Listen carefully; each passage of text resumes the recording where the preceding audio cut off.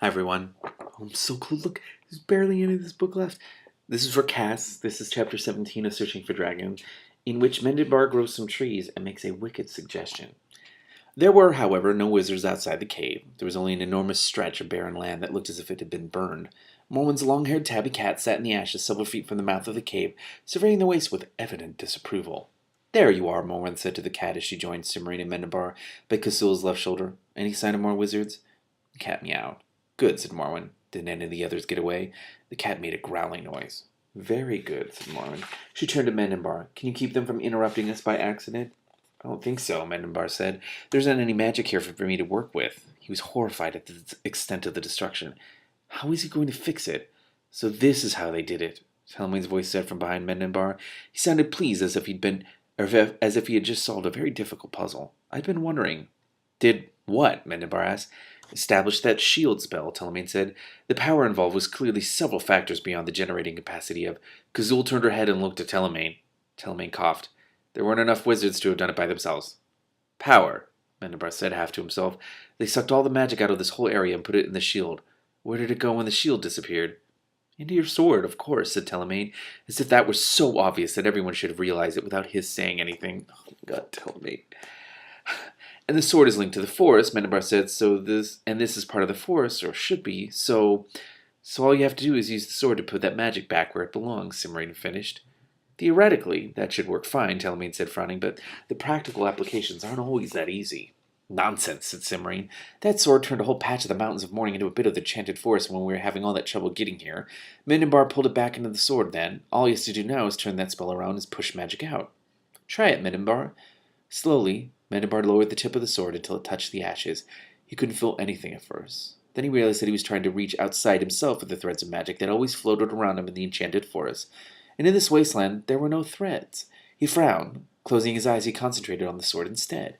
That felt more promising. He could sense power crackling along the length of the blade. Lots of power, but he did not think it would be enough.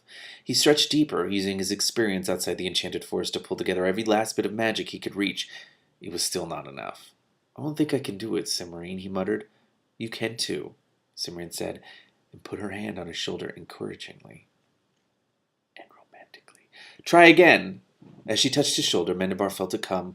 Not just magic, not only power, but all the magic and the power of the enchanted forest itself. It washed over him, and as it did, he saw patterns in it, patterns that were the threads he manipulated to work magic in the forest. And he saw how to shift the pattern just a little, filling it with the power stolen from the forest and stored in the sword, to repair the damage the wizards had done. Without thinking, he did it. He heard an astonished gasp from Cimmerian, a snort from Kazul, a low whistle from Telemain, and a surprised noise from one of the cats.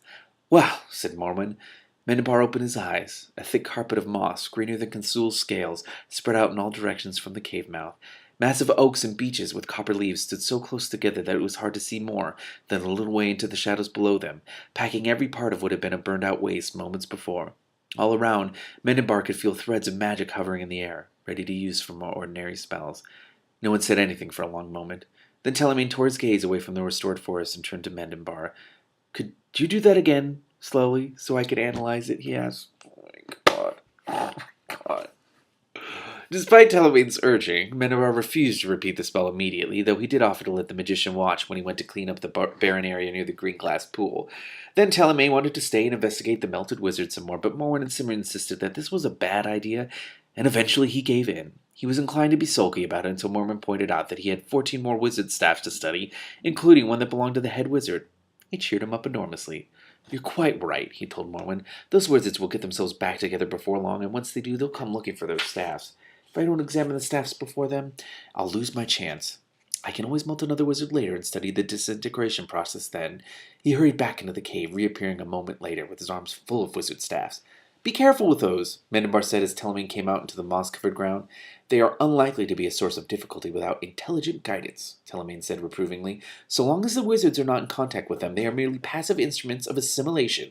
There's nothing to worry about. Passive instruments of assimilation. You mean non-working wands? Just say that. They're staffs, they're not wands. Yes, there is, Cimmerian put in. If you drop them, Mendenbar will have a lot of ugly brown marks on his new nice moss. And if they can do it, there's no telling what else they might do. Wizards store spells in their staffs, Mormon said, nodding. You can't always be sure what will set one off. Telemaine looked at them with annoyance. I suppose you'd rather I left them here. Have you no spirit of scientific investigation? Not where wizards are concerned, Simrine muttered. Nonsense, Mormon said. I'm just as curious as you are, Telemaine, but I never heard that a spirit of scientific inquiry precluded taking intelligent precautions. Oh, I see, said Telemaine. Why didn't you just say so in the first place? Just bless his heart. At least he's consistent.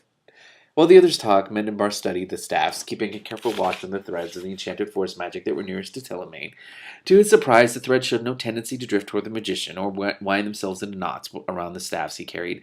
Apparently, Telemaine was right. The staffs would only be a minor nuisance as long as the wizards weren't carrying them. He resolved to mention this to Telemaine later. Perhaps Telemaine could even help him find a way to deal with the problems the staffs caused when they did have their wizards with them. A few minutes later, when Kazul was satisfied that there were no wizards left in the area, Mendenbar took them all back to the castle with a quick spell. He was relieved that the wizard staffs caused no trouble, and pleased to discover that transporting a dragon was no harder than transporting anyone else. They materialized in the castle courtyard just inside the moat. Willin, who had apparently been watching for their arrival, came hurrying out to meet them. Welcome home, your majesty, the elf said with evident relief. Mendenbar noticed that he dug up a formal uniform somewhere, all sky-blue velvet and dusty gold braid. May I assume that your mission was a success? Yes, you may, Mendenbar said. Well, then this is Kazul, the king of the dragons, and she's very hungry. See if you can scare up something in the kitchen that would do for a dragon-sized meal. At once, your majesty, Willin said, bowing. May I congratulate you and your companions on your great achievement and welcome King Kazul to the enchanted forest. The welcome I'm interested in is dinner, Kazul said with a smile that showed all her teeth. Willin backed away hastily. Of course. I'll see about it immediately. Bless her heart, I love her. I'd better come with you, said Simrine. I've been Kazul's chief cook for over a year, and I know what she likes. The two of them left, heading for the other side of the castle, and with Kazul trailing hopefully behind them. Mendenbar wasn't sure whether to be disappointed or relieved. He wanted very much to talk to Simrine, but he wasn't sure how to tell her what he wanted to say. And anyway, they certainly couldn't discuss the things he wanted to talk about with all those other people around. Oh, he has a crush. Mendenbar, have you got somewhere I could work on these without being disturbed? Telemaine asked, nodding at the loads of wizard staff he was carrying. I wouldn't mind examining them myself, Mormon said. The blue room would be best, I think, Mendenbar said. The light is better in my study, but there's a gargoyle in the corner who can be, difficult. We'll take the study, Mormon said decisively. Light is important, and once Telemaine gets involved, he won't notice any distractions. What about you? Telemaine asked, nettled. Mormon sniffed. I can handle considerably more than a mere gargoyle. All right, Mendenbar said. As long as you're sure. He showed them to the study and helped them get settled, then went down to the kitchen to see how Simrine and Kazul were doing. He found Kazul in the rear courtyard eating an enormous kettle of stew that had been intended for the supper, or to be supper for the entire castle. Simrine was in the kitchen, her arms covered in flour to the elbows, rolling out pie crust and giving orders to the cook. Mendenbar stayed long enough to make sure that the cook would do whatever Simrine told him to, and then Simrine chased him away, saying that it was difficult enough to cook in a strange kitchen without people hovering over her. You don't have to cook anything, Mendenbar told her. I do if we want to eat dinner, Simrine retorted. Kazul was already eating everything that was ready for tonight, and she's going to want more as soon as she's finished. You people aren't really prepared to cope with a visiting dragon. We've never had one before. Well, you have one now. Simrine glanced toward the courtyard and lowered her voice. I think we'll be staying for a few days at least, if that won't cause too many problems. Kazul needs to get her strength back before she tries to fly back to the mountains of morning. You can stay as long as you like, Mendenbar assured her. Is there anything I can do to help? You can let me get back to making dinner, Simrine said. She was smiling, but she obviously meant what she had said. All right. Call me if you need anything. Mendenbar bowed and left, feeling a little put out.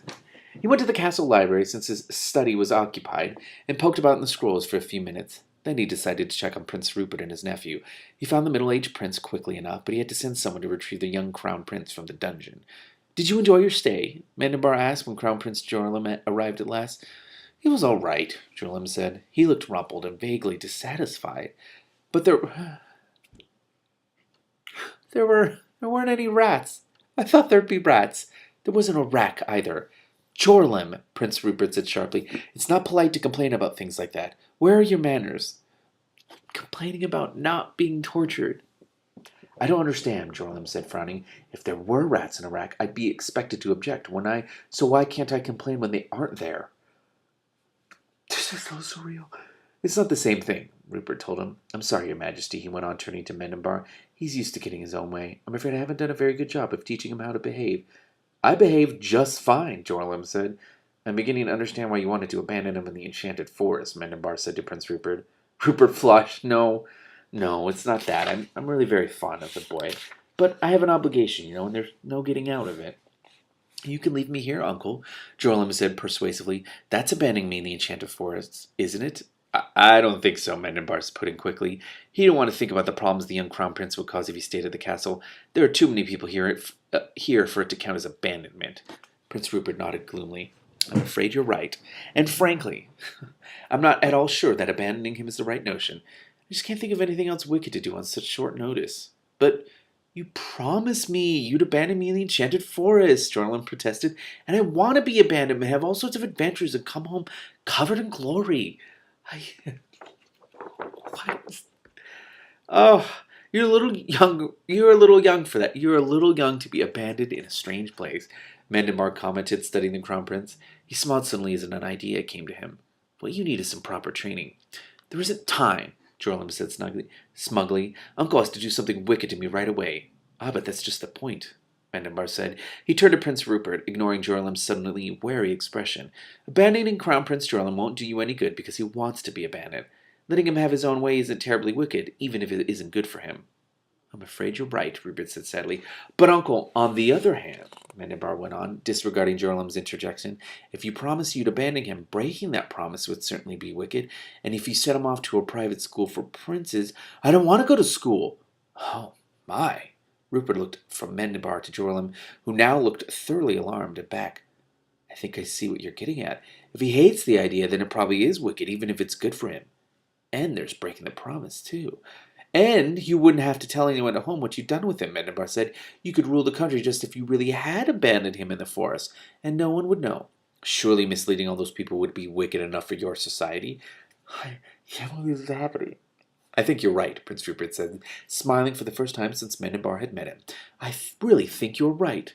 His face fell suddenly. But how am I going to find a good school before sunset tomorrow?